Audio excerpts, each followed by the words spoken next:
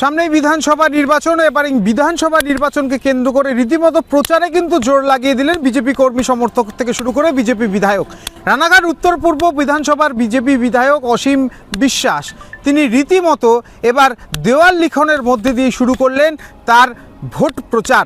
এখনও তিনি বিজেপির বিধায়ক রয়েছেন এবং আগামীতে ২৬-এর নির্বাচনের আর হাতে গোনা কয়েকটা দিন, ঠিক তারপরেই এই বিধানসভা নির্বাচনের দামামা পুরোপুরিভাবে বাজবে। কিন্তু তার আগে সাধারণ মানুষকে বিজেপির পাশে থাকার যে বার্তা তা কিন্তু দিয়ে চলেছে বিজেপির কর্মী সমর্থকেরা।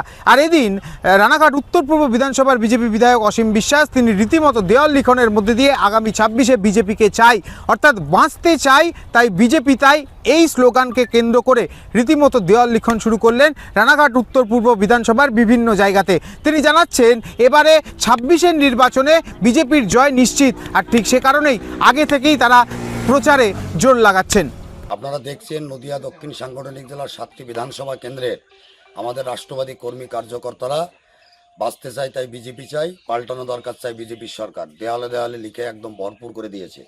এবারকার বিধানসভা নির্বাচনে আমরা ৭টি আসন বিজেপি নদিয়া দক্ষিণ সাংগঠনিক জেলায় জিতবে।